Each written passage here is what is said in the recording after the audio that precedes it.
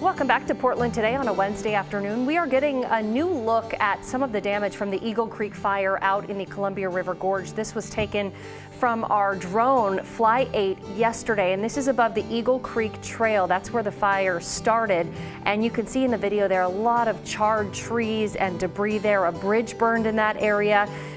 We're told that this trail will not open until spring at the least, but it's interesting to get a new vantage point over that area. Yeah, just an incredible view there. Still beautiful. We want to meet now an owl making its home in the gorge at the Columbia Gorge Discovery Center and Museum. This is Junior, or JR. His handler Bambi is here with us. Also Susan Buse from the Discovery Center and Museum. As we continue all this week to highlight businesses and organizations in the gorge so affected by the wildfire. Bambi, first of all, introduce us here. I'm kind of want to whisper because I don't want to startle this great horned owl.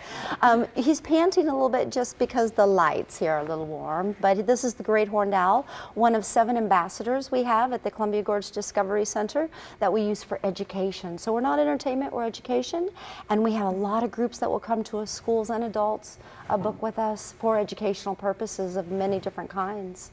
Susan, how has the fire impacted what you're able to do at the Discovery Center? Well, the fire broke out unfortunately on Labor Day weekend, which was a really big weekend for us, for our traveling public. Our museum is the official interpretive center for the Columbia River Gorge National Scenic Area, and we saw a sharp drop-off in traffic because the Interstate 84 was closed. So it definitely had a big impact on us. We really rely on our September traffic, and we were down considerably for the entire time.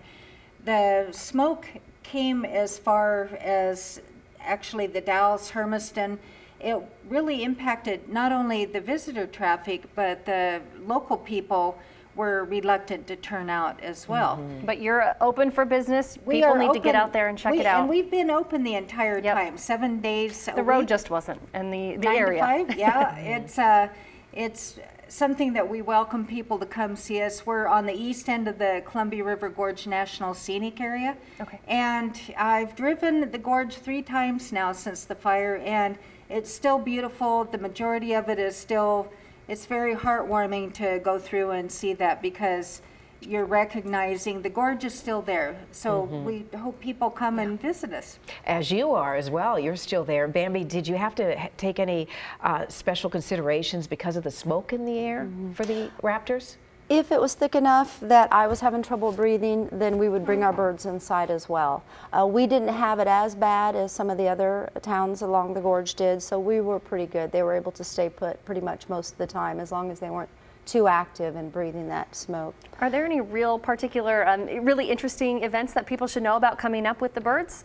Absolutely. We have our annual fundraiser that Susan will tell you more about. We also are getting ready to open up a brand new raptor exhibit. Wonderful. Yeah, so that the people will be able to view the raptors while they're there. Our visitors, 9 to 5, they'll be able to view the birds outside. So that's really exciting as well. Susan, tell us how you're raising that money. We are doing our vintage evening boot, scoot, and boogie ball this weekend. We're a nonprofit organization, and we're funded entirely through memberships, donations, and admissions. So we want people to turn out and come support us. We've got a lot of activities on our website, www.gorgediscovery.org. We've got a Gifford Pinchot event coming up in October. Columbia River Indian Autumn event in November. It was going to be an Indian Summer event in September, but we had to reschedule. So we're doing a little bit of flexibility. We've got a lot of our Native American partners are going to turn out for that. And a lot of activities, we try really hard to have free events for the public. We've got a Harvest Moonwalk tomorrow night.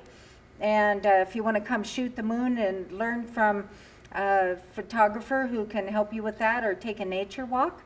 It's a free event. Wonderful. Boy, you have so much going on. I'm so enamored by the eyes. Yeah. So beautiful. Bambi, is Junior a good traveler? He is a really good traveler. He is our traveler. We've teamed with places like Skamania Lodge and others, and he's always the one that travels to our different events. So he does really well. He did a great job today. Yeah. Thank you both for being in here today. Thank you. Appreciate it. Thank you.